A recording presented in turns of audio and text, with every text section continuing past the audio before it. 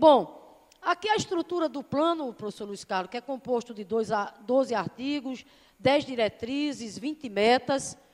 Veja que, diferente do outro Plano Nacional de Educação, professor, que tinha 200 e tantas metas, a gente agora teve o cuidado de fazer um projeto mais enxuto, né? Mais objetivo. As metas são aquelas metas que vão desde a questão da expansão, a universalização e atendimento e ampliação do atendimento escolar, a questão da valorização salarial, da gestão democrática, a questão do financiamento. Institui o Fórum Nacional de Educação e a CONAI. Isso aqui, professor Luiz Carlos, eu quero chamar a atenção para os que estão em casa. Veja, isso é muito importante, porque significa que na hora em que a gente inclui numa lei que o Brasil disporá agora de um fórum, e que esse fórum é a instância máxima, é um fórum onde vai estar presente os representantes do governo, mas os representantes da sociedade civil, e esse fórum vai ser exatamente para quê? Para acompanhar a implementação das políticas educacionais em curso no nosso país, desde o município, o Estado, ao governo federal. A conferência, nós não vamos agora ficar o sabor de governo A nem governo B, porque quando a gente tem um governo progressista que tem compromisso com a educação, como foi o governo do presidente Lula e agora o governo da presidenta Dilma, ok. Mas e aí, professor Luiz Carlos, a situação muda, né? Ou seja, nós queremos a conferência garantida na lei, ou seja, que de 4 em 4 anos nós vamos ter a Conferência Nacional de Educação, que será a instância máxima, né, de debate e de discussão envolvendo todos os segmentos da sociedade, se posicionando, avaliando, corrigindo os rumos e definindo os rumos para a educação no nosso país.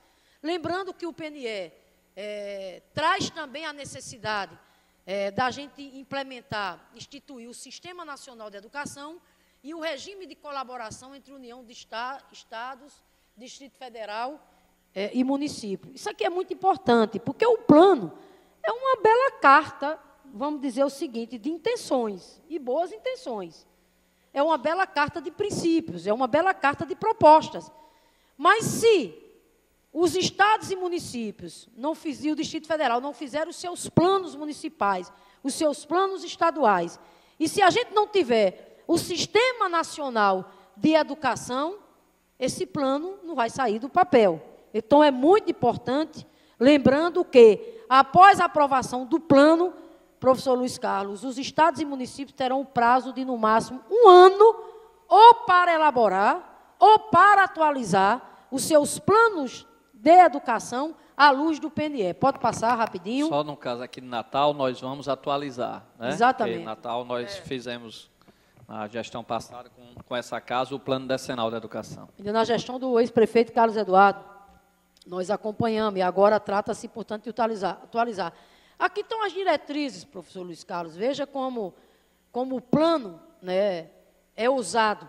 As diretrizes, Fátima, que vão desde a erradicação do analfabetismo, a universalização do atendimento escolar, pode passar, né, a promoção humanística, científica e tecnológica do país, a valorização dos profissionais da educação e a difusão dos princípios da equidade, do respeito à diversidade. As metas, muito rapidamente, apenas para os que estão em casa terem uma ideia. As metas, por exemplo, que trata da questão da expansão. Por exemplo, a meta número 1, população de 4 a 5 anos. Nós queremos universalizar o atendimento escolar até 2016. Olha aqui o desafio. Traduzindo, o que é que significa isso, professor Joaquim, professor Aristeu? Significa que até 2016, nenhuma criança nesse país, da menor cidade à maior cidade, nessa faixa etária de 4 a 5 anos, pode deixar de estudar por falta de escola. Ela pode até nem ir para a escola, por algum outro motivo. Agora, ela não pode ficar sem estudar porque falta escola. Compreendeu? Universalizar significa exatamente isso. Pode passar. De 6 a 14 anos, aqui o ensino fundamental, que foi a modalidade onde a gente mais avançou, mas ainda temos crianças, né, fora da escola no que diz respeito à questão do ensino fundamental. Mas foi a modalidade onde a gente mais avançou, em que pese o desafio de melhorar a qualidade. Pode passar. A população de 15 a 17 anos, aí o ensino médio, veja, nós queremos até 2016 também universalizar, viu, Fátima? Olha aí o desafio. Olha aí o compromisso dos governos estaduais, federais e municipais. E a sociedade de cobrar. Pode passar. A população de 4 a 17 anos, já falei, aqui, levando em consideração a questão da escola inclusiva, pode passar. Vamos rapidamente aí. Educação em tempo integral. Aqui, professor Luiz Carlos, veja só, há um debate hoje, cada vez mais forte, no sentido de todos enxergarmos a importância que é colocar as nossas crianças e os nossos jovens mais tempo na escola. Nós só temos 4% das matrículas em tempo integral oferecido, eu estou falando aqui da educação pública. Qual é o desafio com o novo PNE? É a gente chegar pelo menos a 50% dessas matrículas em 10 anos. Pode passar. A meta 7 aqui é a questão do IDEB, né?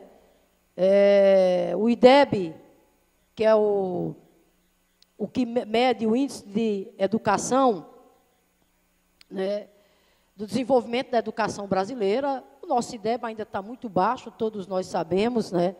Afinal de contas, as estatísticas ainda são muito cruéis no que diz respeito à questão da qualidade do ensino, desde as primeiras séries até o ensino médio. Muitas são as nossas crianças ainda que não conseguem ler direito, não conseguem fazer a conta direito, né? Então, o desafio é a gente chegar em 2021 com o IDEB na faixa de 6,0, que é a média hoje,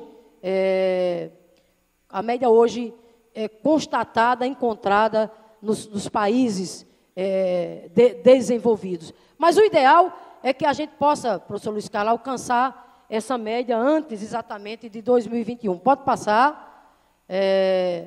Pode passar. Pode passar, por favor. Aqui é a educação profissional técnica de nível médio, assegurando a qualidade da oferta. O projeto do PNE vem com o propósito de duplicar as matrículas.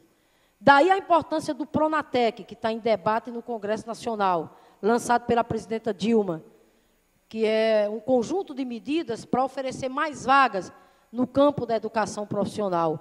Mas o Pronatec não vem só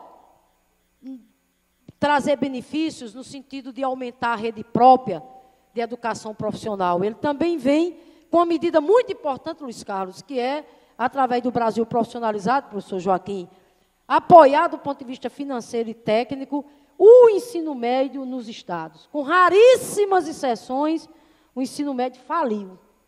Os nossos jovens, né, estão perdendo cada vez mais a atração, né, pelo ensino médio que é oferecido pelos estados.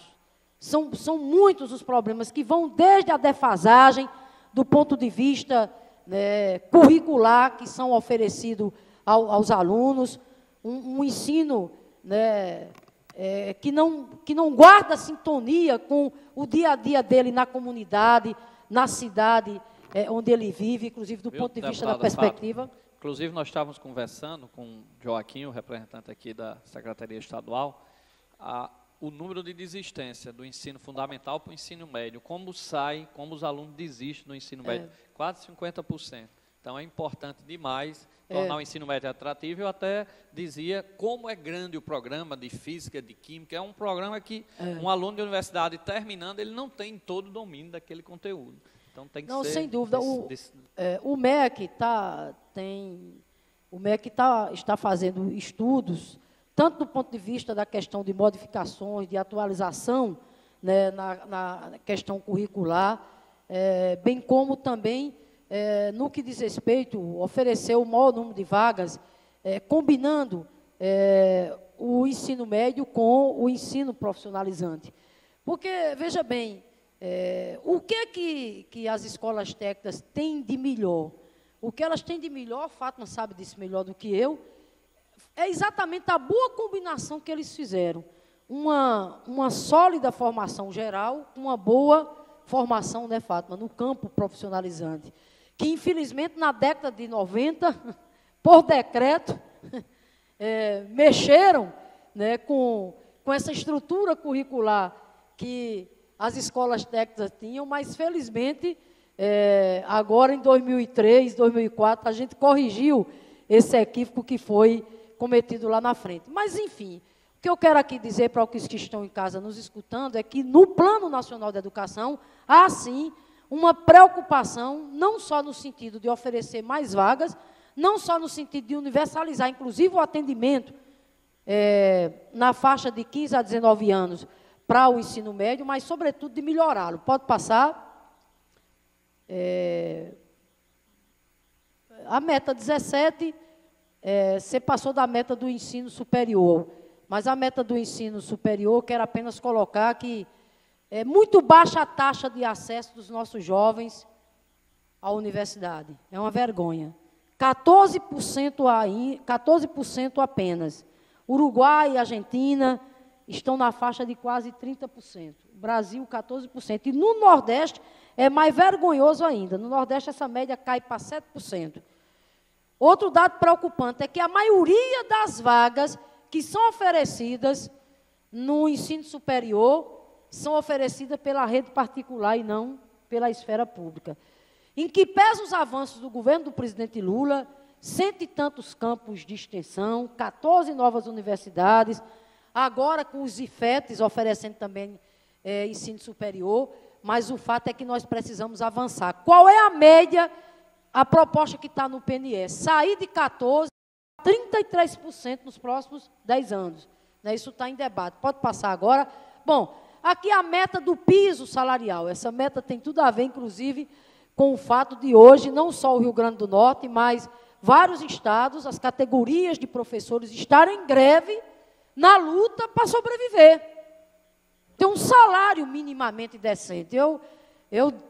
Sabe, eu fico com muita tristeza quando no Congresso Nacional eu coloco que, até então, um professor aqui do estado do Rio Grande do Norte, por 30 horas, recebe R$ 644. Enfim, né? Toda a luta aí para ver, com a greve, inclusive agora, para ver se avança, para ver se melhora, e eu volto aqui mais uma vez a fazer o meu apelo, né, ao governo do estado. Educação é prioridade, tem que ser prioridade. Nós temos uma lei, que é a Lei 11.738, um piso hoje de R$ 1.187. Né? Então, eu quero dizer que como é que vai ficar isso daqui para frente, Luiz Carlos?